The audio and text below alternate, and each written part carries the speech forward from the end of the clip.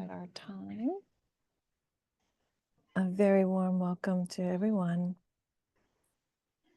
Folks who are practicing together with us online, folks who are here in person. It's such a treat to be back. I've been away for a few weeks and thought of you while I was there away, but I'll say a whole lot more about that in a little bit. But I want to say this is the Sunday Sounds of Dhamma program. That means we'll have about 10 or 15 minutes of guided meditation, and then about 30 minutes or so of Dhamma talk, and then plenty of time for questions, reflections, comments, concerns, and then the dedication of merit at the end. So before I get started with the meditation, though, I just want to say we have a few announcements. So 1 second there. Yep. So we have, let's see, what's happening these days. There is a retreat and a longer course, about a 9-month course called Fundamentals of Dhamma. And you can do those two things together or you can do them separately. But Fundamentals of Dhamma is a course about basically going from thinking about the Dhamma to embodying the Dhamma, really how to take in these teachings of the body as a vehicle for practice, the body as our way of grounding ourselves so that we can study our minds. So the registration is up for that. It's all by donation, so you can have a look on the website. And the retreat, that will begin on May 31st. And that also kicks off the course. And then also we're going to be having a virtual tour of the Smithsonian Museum, looking at the Buddhist art and the way that Buddhist art depicts different types of emotions and feelings that we have on the path of practice. What is it to see a story of sadness or a story of joy or a story of peace in a piece of Buddhist art? So, and that is happening, sorry, looking around there, the 23rd, I believe it is, at 6.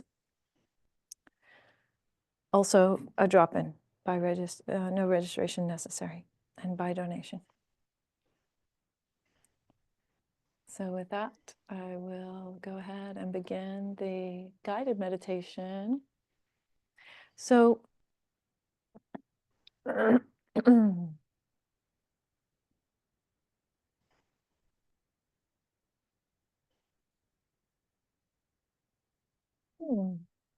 yeah, so I think that for today, I would like to guide us in a very brief body scan. I'm going to start at the top and move to the bottom.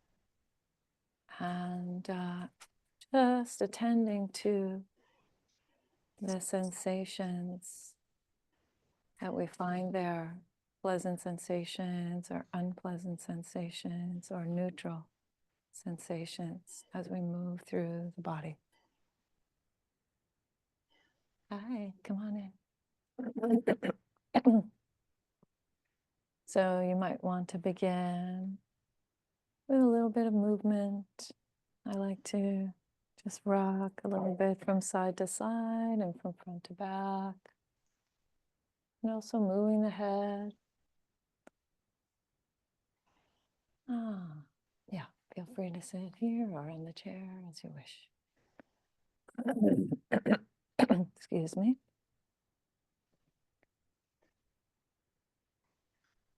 And then allowing the body to come into an upright and balanced posture.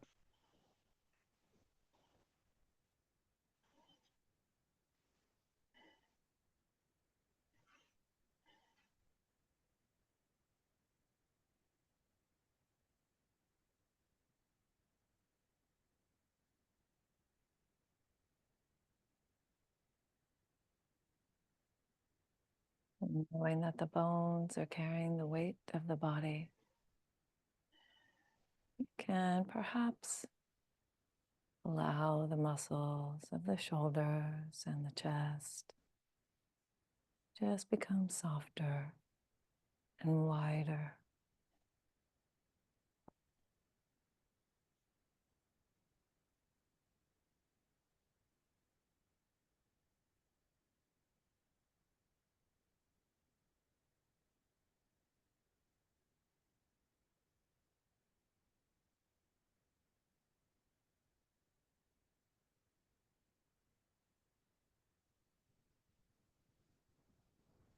And allowing the breath to breathe the body according to its own rhythms.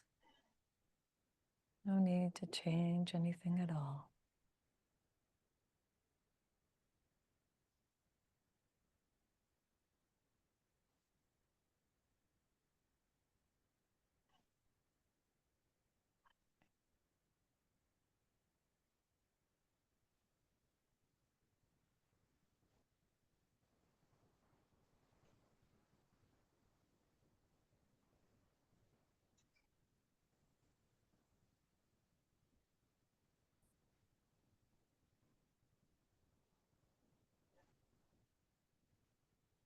And now moving the attention to the crown of the head.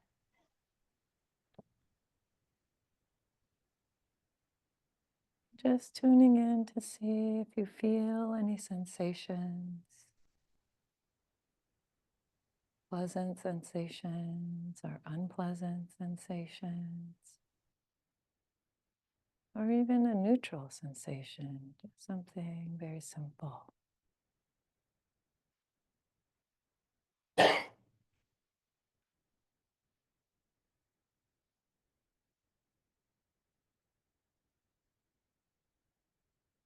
And then moving the attention slowly down the face.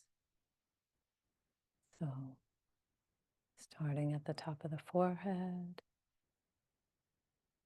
just checking in for any sensations.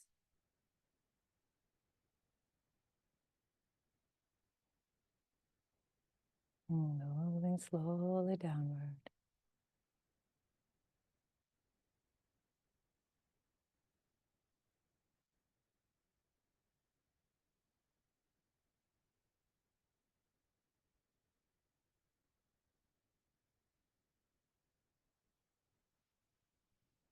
And eventually coming to the neck.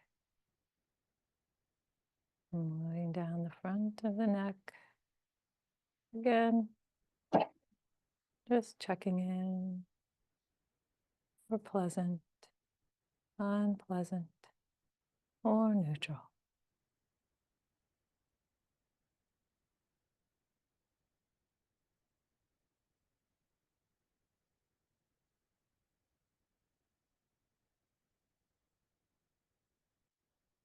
And then down the right shoulder. Just hopping from point to point. Aware of sensations.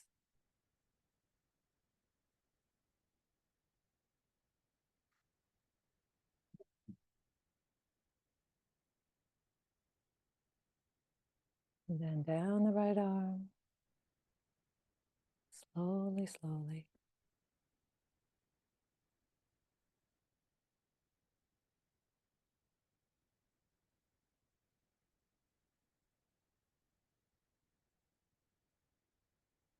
Passing the elbow into the lower right arm.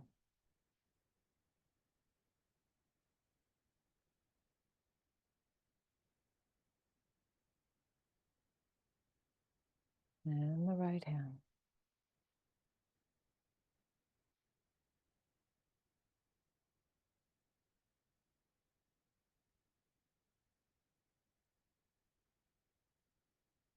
And switching to the left hand.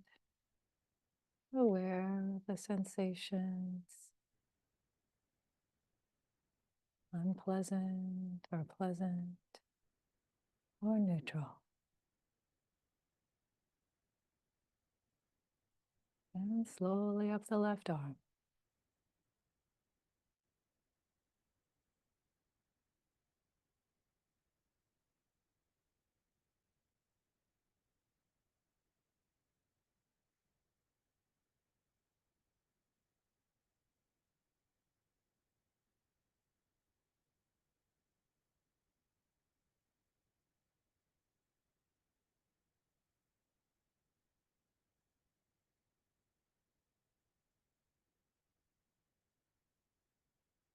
And eventually coming to the left shoulder.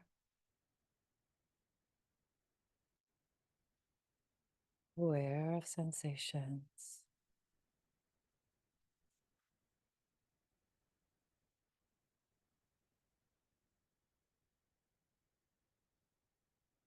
And then down the front of the chest.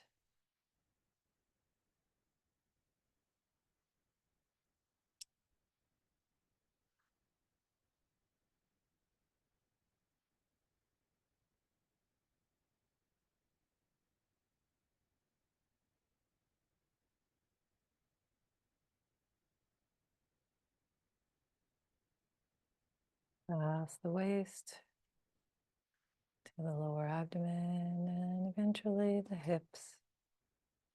Just checking in for sensations.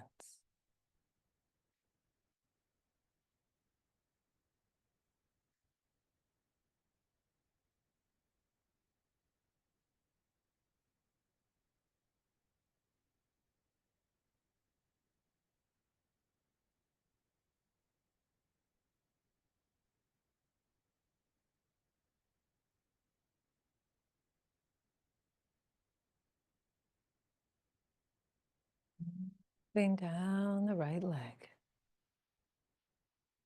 Just little by little, stopping the attention at various points to receive the sensations.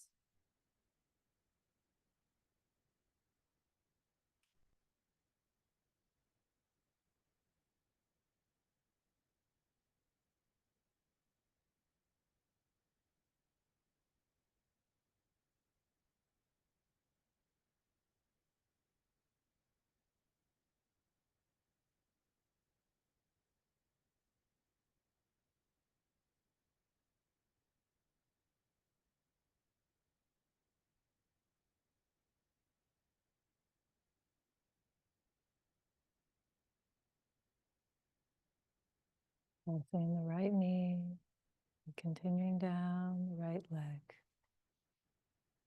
toward the foot.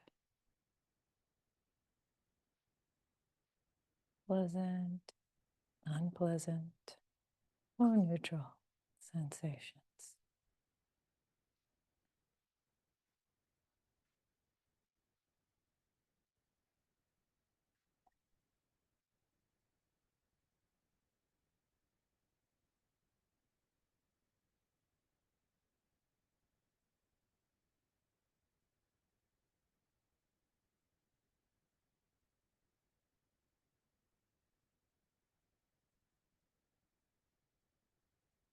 Moving,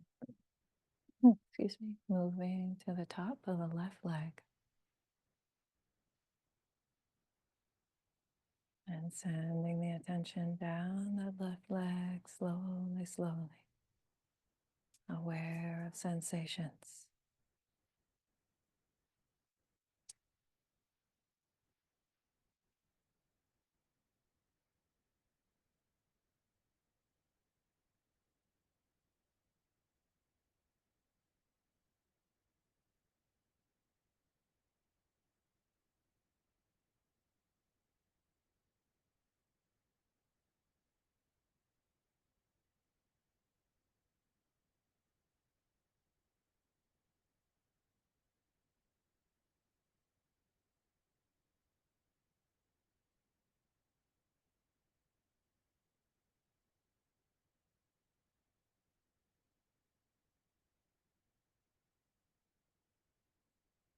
And eventually coming to the left foot. Attending to the sensations in the foot.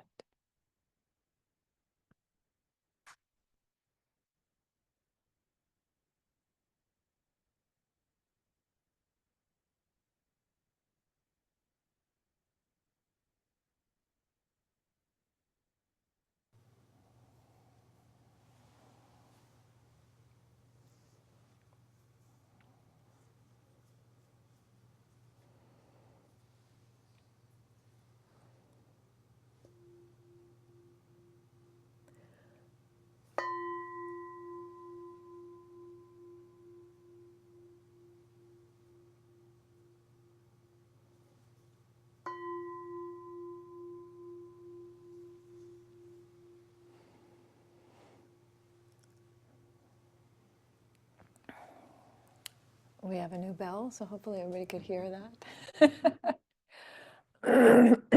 Excuse me. So right behind you there, Chris, there are some small pieces of paper. Those are the chanting guides. So if you would grab some of those and just hand them out, you don't need to get up. You can just turn right around and see that they're right there. Okay, great. And I will open up the one for the folks here on my desktop.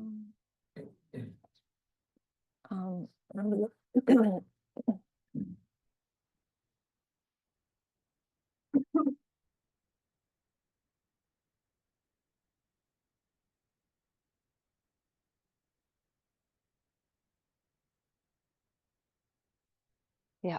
So this that's being chanted, is being passed around, is the homage to the triple gem, homage to the Buddha and to the Dhamma and the Sangha. So Buddha, both the historical person and the quality of awakening, Dhamma, the teachings and the truths that they point to, and Sanghas, the community. The greater community, the ordained community, everyone who is part of the world of practice. So we'll go ahead and chant. Everyone online, please keep your mics muted. You're welcome to chant together. And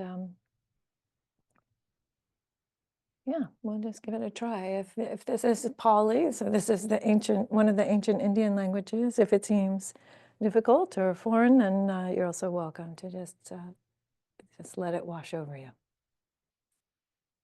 Namo tassa bhagavato arahato samma sambuddhassa.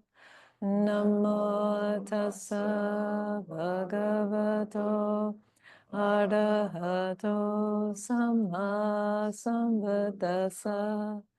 Namo tassa bhagavato arahato samma sambuddhassa.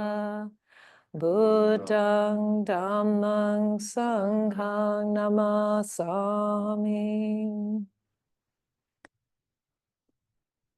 Great. So please don't put your papers on the floor. You can put them back up there when you're done.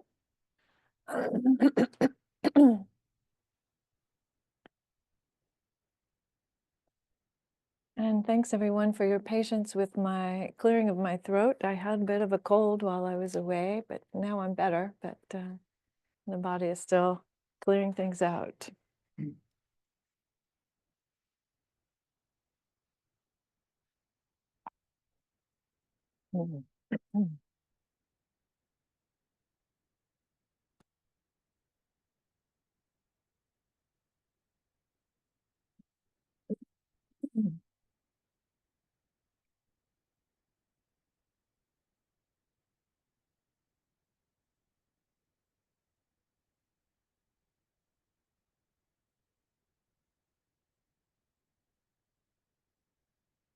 So as I mentioned, I have been away traveling. I was away for about 3 weeks in India and Nepal on a pilgrimage to the sites of the Buddha's life, the historical person, Indian man, who lived about 2,500 or so years ago. Does the sound okay? Is everybody hearing me okay? Yeah, great, thank you. And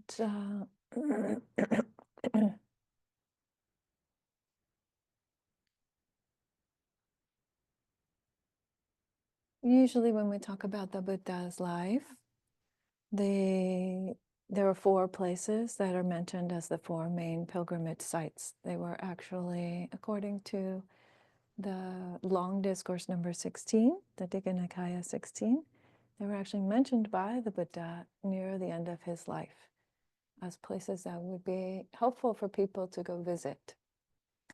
And he doesn't say exactly why, but I'm going to say a little bit about why I think that's the case. But the 4 sites are Lumbini. So Lumbini is in present-day Nepal. At that time, it was part of what was generally considered India. India wasn't a country at the time, but that's how it all played out there in Lumbini, in the foothills of the Himalayan mountains. And then Bodh Gaya, the place where he awakened, the place where he achieved enlightenment under a beautiful ficus tree. And then Sarnath, the location where the Buddha gave his first teaching after his awakening, about 7 weeks or so after his awakening. And then Kushinagar. So Kushinagar is a city where the Buddha died. He passed, I said, he passed into Mahaparinibbana.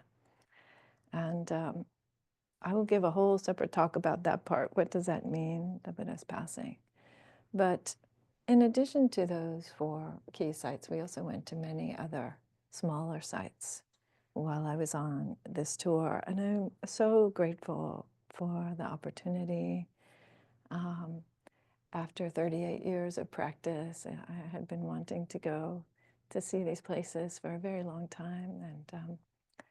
And thanks to many people's support and encouragement, it became possible. So thank you all for your role in that. And so in seeing these many places of the Buddha's life, there's one thread that we could draw, which is about death, actually, or is about mortality. And it's the Buddha went forth from, so he was born, he was grown up, he grew up and raised in Kapilavastu. And these days we don't know whether it's the Kapilavastu that's identified in Nepal or the Kapilavastu that's in India. You could sort all that out, I guess, archaeologically one day. But for now, he left when he was 29 years old, his family and his parents and his wife and his young child, in order to go seek the spiritual life. And the thing that motivated him to do that was that he really had a sense of his mortality suddenly at that point in his life. And he says, you know, I'm subject to old age and sickness and dying, and I would like to find out if there's something that goes beyond that. So that was his spiritual quest that he started out on. And then later on, he awakens and he gives a teaching about death as part of dukkha, death as part of one of the difficulties of life.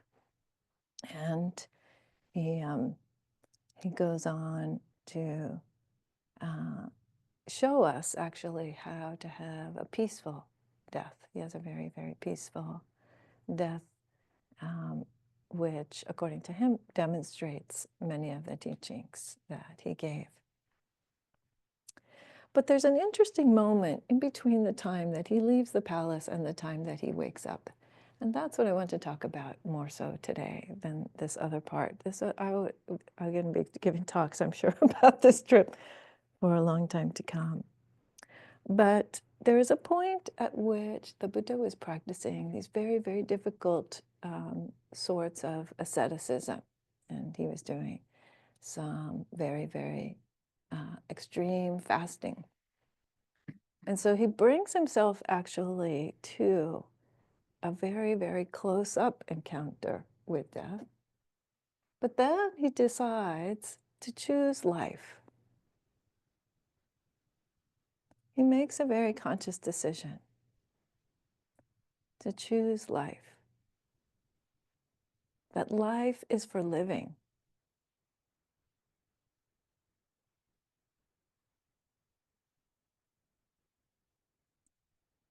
And there's a stupa there now at that place. So the stupas are these big mounds of what used to be mounds of earth and are now mostly mounds of big bricks or different kinds of stucco, where there are monuments to remember these moments in the Buddha's life.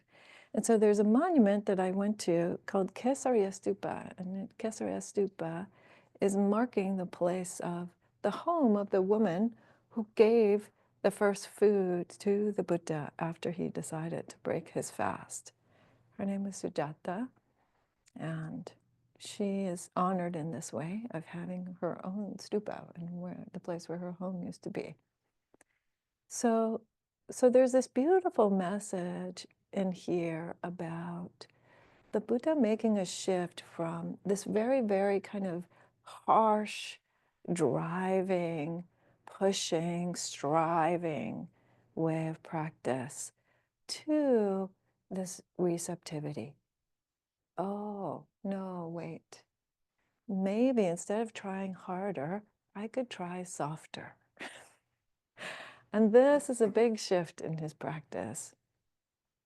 And the reason why, he says, the thing that helped him to realize that this was an important thing to do was a memory that he had about his childhood. So he's sitting there, he's in meditation, he's in this very debilitated state while he's fasting. But he's also a very, very accomplished meditator in concentration. So somehow his mind was clear enough that he was able to go back to a memory from his childhood. And the memory is that there was some kind of an agricultural festival that was going on, and his father was the overseer of that. His father's name is Sudodana. It means the one with the best rice. That's the literal meaning of his dad's name. And it gave them a certain authority. He was the authority in the clan. He's sometimes referred to as a king, although we wouldn't really think of him as a king in the way that we think of kings today, monarchy today in modern times. But nonetheless, he had some power, some authority, some great amount of wealth. They had plenty of elephants and castles and palaces and things like that. And his father's overseeing this festival, this agricultural festival. And Siddhartha, so as he was known, Siddhartha or Siddhartha, was kind of walked away a little bit from where his dad was and sat down under a tree. Now, we don't know what age he might have been. Various people have placed it as late as his teens or as early as a couple of years old. Indian sources say 6 years old, somewhere in there. He was a child, not an adult. I would say probably not toward the teen side of things. I would say probably more toward the younger age. And the reason is because the memory that he has, so he sits down under this rose apple tree in the shade of the tree. And you might imagine there's some hustle and bustle going on with regard to this festival. His dad's doing his thing there with the community. And Siddhartha sits down under the rose apple tree and becomes very relaxed and begins to pay attention to his experience and starts to feel joy. This is when he was a child. He starts to feel some joy. Oh, how nice to just be sitting here under the cool shade of the tree, just paying attention to this body, to this mind. Nothing really to do but to be here and attend to this lived experience. And it's said that as a child, he entered into one of the first states of concentration. He was able to really focus his attention on his lived experience. And that was the memory that he had. And he thought to himself, oh, why am I doing this practice where I'm heaping more suffering onto myself, where I'm making things so hard for myself? Why would I not turn to this practice of joy, this practice of ease? Yeah. And so he decides that that is the way to enlightenment, actually. This practice of cultivating joy and ease and attention,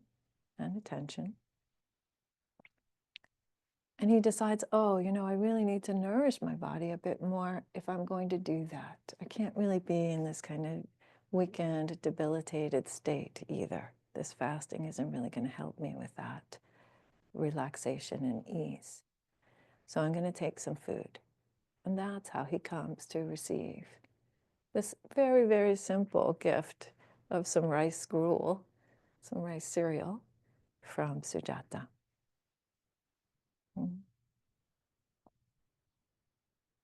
And so I bring this forth today because life is for living. That was the choice that the Buddha made. That is the story that he tells us again and again and again. But he says, don't live it in just any willy-nilly way. Live it in a way that will bring this sense of joy and peace and ease. Move toward that. Not by chasing after the next big exciting thing or the next big tasty thing or the next whatever it is that you think you need, right? And not by harming yourself, not by pushing yourself, not by straining. Yeah. In fact, there's another sutta in which the Buddha is asked, how did you wake up? And he says, by not stopping and by not straining. That is how I crossed from the side of delusion to the side of enlightenment.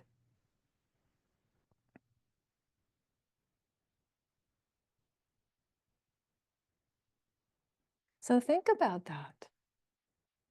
Go out and find a tree, people. Right? This is within your capacity to choose.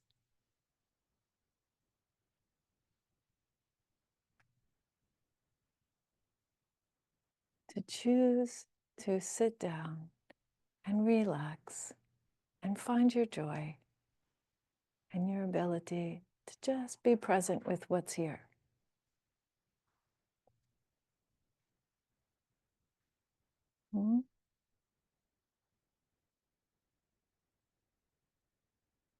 So he goes on, he becomes enlightened, and the very first teaching that he gives at Sarnath to his friends. So he goes back and he finds his family and his friends, and he tells anybody who will listen about exactly this. And in fact, in that first teaching, he talks about finding what he calls the middle way between indulgence in the sensory world and harming oneself.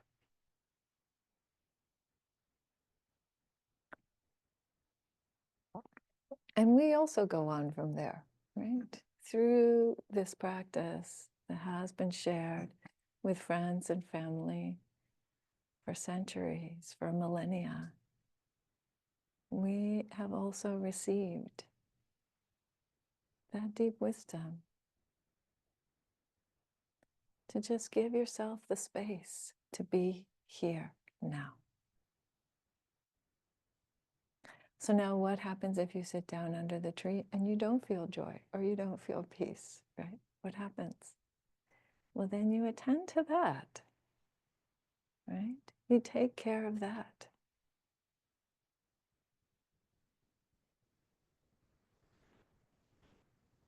Not by trying to crush it out of existence. Not by trying to cover it over with the next tasty thing, right? You just attend to that.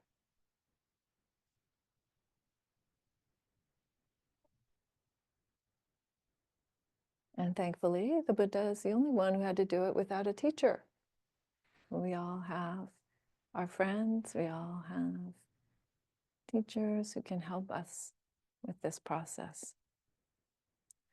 So we go on from there. We go on with our friends and our families. And today what you see, so let me just read a little bit of what the Buddha said about this memory that he had, just to, again, kind of frame this a little bit.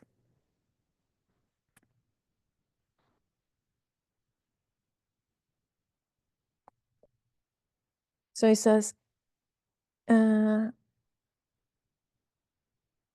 this is Venerable Analayo's translation from a book called The Meditator's Life of the Buddha.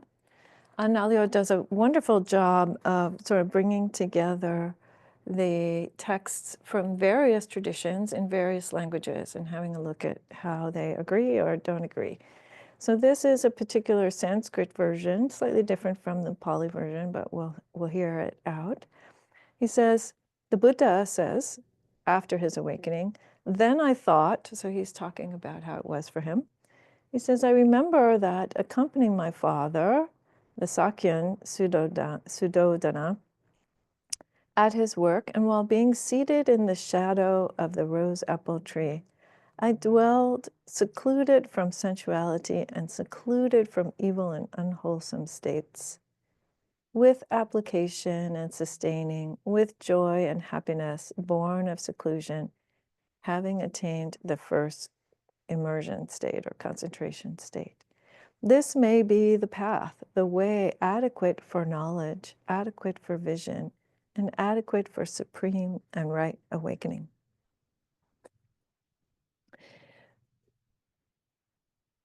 So another aspect that we see there is the fact that the Buddha had to actually go and discover this thing on his own.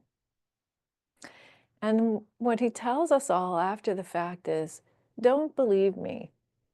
So one of the things that's very interesting is that on this tour, Vishvapani was the name of this teacher who had been hired by our guides to come and give some of the historical and practice background of each of the locations. Vishvapani did a really lovely job. And he wrote this book also called Gautama Buddha, which is a story of the Buddha's life. And so part of this story that's interesting is also that the Buddha had to actually discover this path of discovery. And that's a facet that I want to bring out, because I think that oftentimes when we are doing this kind of practice where we're driving really hard, or we're striving really hard, or we're struggling with our own minds, or it's because we have some idea that we need to fix ourselves. But what the Buddha did was that he stumbled around until he realized that it was a path of discovery of what's actually here, how this thing works. So no matter what's happening, it's showing you the truths of your life. It's showing you how this thing works. You see? Whether what's happening is joy or sadness, whether what's happening is difficult or easy, whether what's happening is peaceful or not peaceful, it's all showing you how this thing works. And that's the courage that we're asked to bring to the path, the courage to face these states over and over and over again, the courage to face our lives and our minds and our bodies as they are. As they are. Because it's only by coming and doing that discovery that we'll find our peace with it. Mm-hmm. So today what you see in these places is you see a tremendous amount of joy. And that was another thing that was a beautiful thread for me. That you see the way that people have come from all around the world to these places, from all sorts of different walks of life, all sorts of different languages, all sorts of different Buddhist traditions. Goodness knows there are dozens and dozens of different ways of thinking about what Buddhism is or what practice is. But they come to these places for joy and for connection, to say, wow, this really happened. This really happened. And look at all these other people who are here who are also excited that this happened, that this wisdom came into the world somehow. Mm. So there is a support that happens, a mutual kind of support that happens. Right? So even though you have to go sit under your own tree, you do that knowing that you're not alone.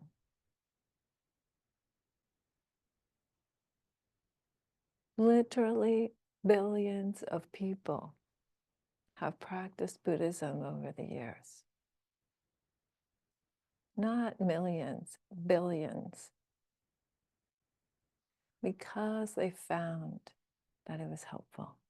Because they found that it led to less greed and less hatred and less delusion and less suffering in their lives. So even when you're sitting by yourself under your own tree, you could be part of that beautiful world. You know? And that's an important message for us today, because the world doesn't always seem so beautiful. The outer world or the inner world. It might seem really challenging. It might seem like delusion is definitely for sale these days. It's definitely the thing that is of interest.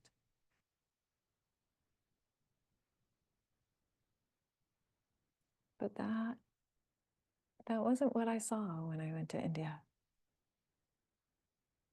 And that isn't what I see right here in Alexandria, in all the places that you all are sitting.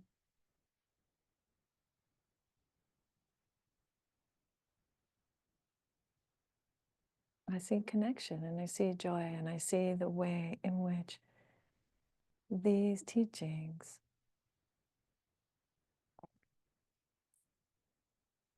can bring about a tremendous transformation. Even sometimes we're not aware of it. It's a very funny thing, you know, that we can be exposed to the Dhamma, we can be doing our thing and thinking, I'm not getting anywhere. But the funny part about that, the reason why I laugh is because it's a very common experience, myself included, but also because there isn't anywhere to get. Just sit down under the tree. Right?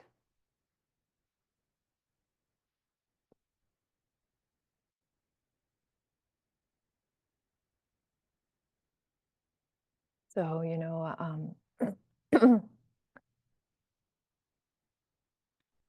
over the centuries, over the millennia, Buddhism, as I said, has developed in various ways, and the way that sanghas, that communities, come together and acknowledge each other, acknowledge their practice, has also shifted in many ways, and there are all these different forms of expression, beautiful forms of expression. So one of the things that that we do is we dedicate the merit. So as I mentioned earlier, at the end of our day today, we'll dedicate the merit. And it means something like we have done something beneficial, and that like sparks a light, if you will, a kind of energetic light or karmic light in our life. And we can hold up that candle, that spark, to help other beings as well.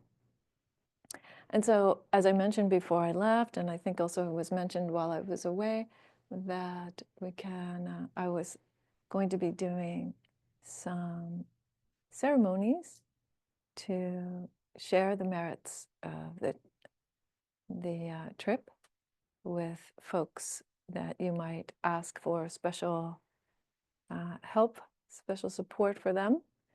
And so I had a list of folks that I went with, and a list of some other folks that came as I was traveling along. And then we got to Bodh Gaya, and Beth was on the trip as well. So Beth has, I'm sure, all kinds of stories she could tell. But we got to Bodh Gaya, and I said, okay, this is the place where we're going to do a little well-being ceremony. We're going to chant to Kanon, and that's an image of Kanon back there in the back of the room. She is the face we put on the quality of compassion. This is also her, this little black, dark brown one on the shrine. And we're going to do some chanting to the quality of compassion and dedicate the merits to the folks on the list. And so I brought some incense, and we're going to do it here in the meditation grove at Bodh Gaya. And so we were all gathered. There was about 27 of us on the tour, and we were all gathered. And I said, oh, by the way, we just finished this meditation, and maybe some folks might also want to add a name to the list or just participate, be part of the chanting ceremony. And the whole group came, and I handed out my notebook so that people could write down names, and they filled up a page and a half of names of folks that they wanted to share the benefits with. So in addition to my sharing with all of you all, then there was this greater and greater and greater group of folks that we shared the merit with. So we did a beautiful chanting at Bodh Gaya on behalf of all of you, sharing the merits with all of you who are here today, everybody in the DBC Sangha, everybody who put in specific names, special names, or groups of people like folks who are suffering with addiction or different kinds of substance problems. And we did this beautiful ceremony and gave some beautiful marigolds. There's a very popular flower in India there, and offered incense. Various, I don't know how many sticks. Everybody got a stick of incense, I think. So 20-some sticks of incense were offered that day, and we all did prostrations and read out the names and recollected all of you, and even folks who are new, because it's for all beings. Ultimately, we're offering the benefits to all beings as well. That's part of the final dedication. So, and that again was a moment of great joy and connection. I did not at all expect people to fill up a page and a half worth of dedications or to even want to participate necessarily in the ceremony, But that was something that they were called to do. So, and then we did another ceremony later on when we got to Kathmandu, and I'll talk about that one another time. But anyway, there was a second ceremony with all the names and the merits being shared. So I offer that also just to say that that maybe you don't know it, maybe you don't feel it, maybe you don't hear it, but there are lots of people who are practicing for your well-being, for your benefit, for your awakening. Not just me, lots of people. That intention is washing over you all the time. Think about it. Just in Asia alone, I think of all those little old ladies in Thailand and little boy monks in Nepal and all sorts of folks from all sorts of walks of life. Moms who can't meditate because their kids are sitting in their laps, so they chant for you instead. It's like that. So I hope that you feel uplifted, and I hope that you remember what the Buddha said about his own path of awakening. That until you find the joy in it, it's going to be really hard. Until you find the joy in it, then you haven't really started to get to know the truths of this one. You're missing some part of the truths of this one until you find the joy in it. So I wish you lots of joy, and that's what I wanted to share today.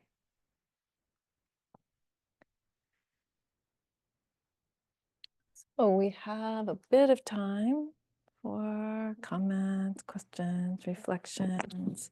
We also have a little microphone for anybody in the room who wants to share something.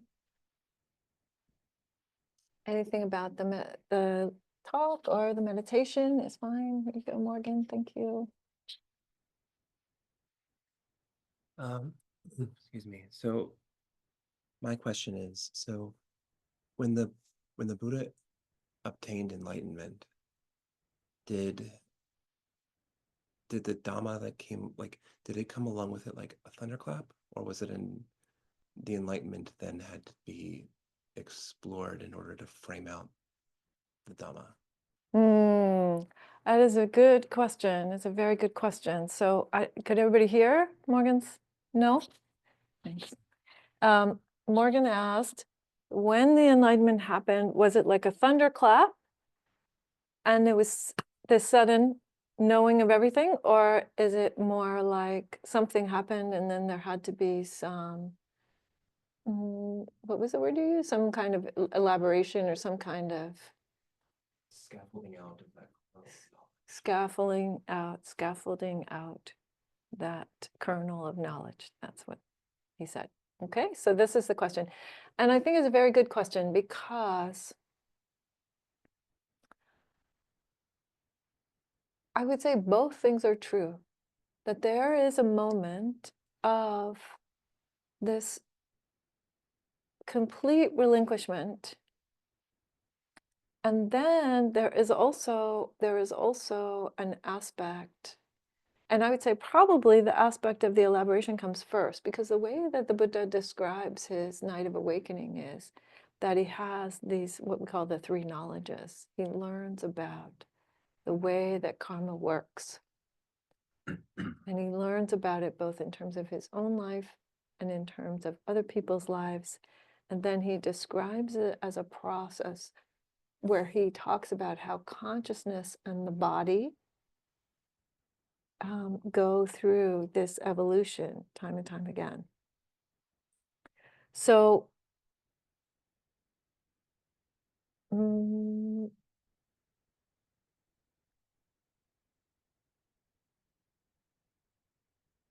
yeah, so he describes it that way later, right? But there is definitely the thunderclap moment, because what happens then is that it's said that the Buddha sat in bliss under the Bodhi tree for a week without moving, without blinking, without anything. He just sat there still in the bliss of awakening. And then the second week, he walked a few steps away so he could sit down and look at the tree. And then he sat for a week and looked at the tree. This is how the legend goes. So what's happening there, right? It's like there is this absolute and utter peace, but then there is this way in which he is like re-engaging with the world from that place of knowing that there's peace. So it takes him 7 weeks. That's why it takes him 7 weeks from the time of the awakening to the time that he actually gets up and starts walking to go meet up with his friends.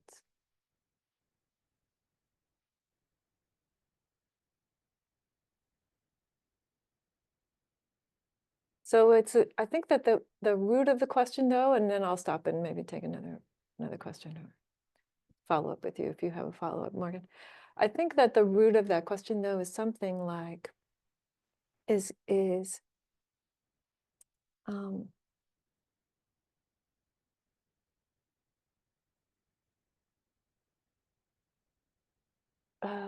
the person that I experience as me isn't present for awakening.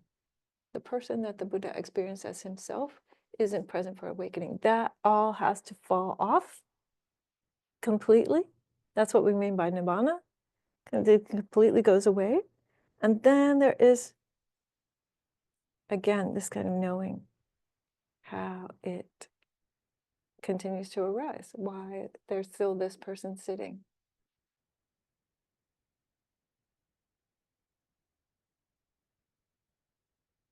And that is the part about the mechanics, if you will, or the part about how the world is the way that we see it. That's what, when the Buddha describes wisdom, he says, to know and see things as they are, as they truly are. Yatha Buddha Jnana Dassana. So I don't know if that helps to respond to what you were asking or not. Do you have a follow-up there? I think the kernel of what I was trying to get through was like the extent of the expectation and the compassion process. Like,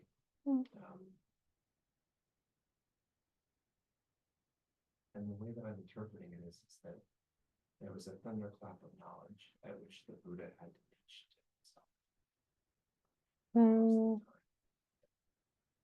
And then from that, there's no feeling like, okay, well, he had to take time to do that. And that should be our expectation. Right? Yes. Yes. In other words, yes, there is the insight, there are the moments of insight where there's a breaking open, but then there is a way in which we have to understand the truths that are being, that we've seen. What does that mean? Yeah. Yeah. Okay, so now we have 1 minute left, which I think means that it's time for announcements, unfortunately. So if Dana, would you like to do that?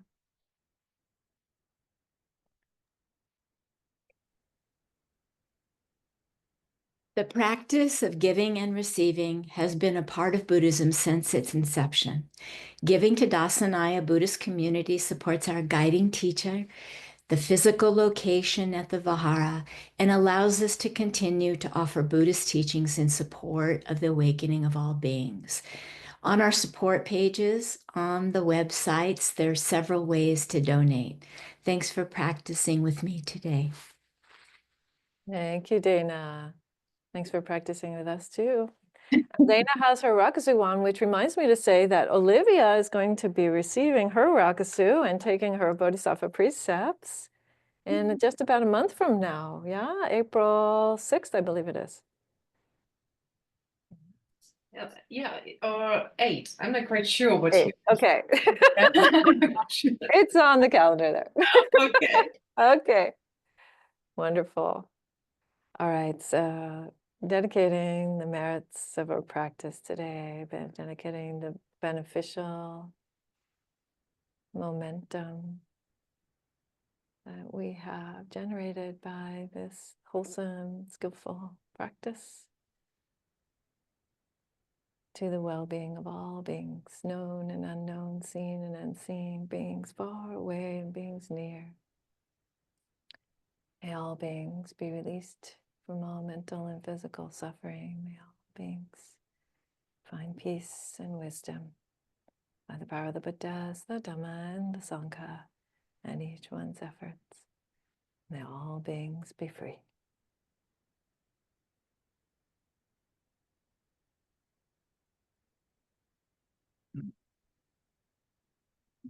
Okay, friends. Wonderful to see you. Gracias.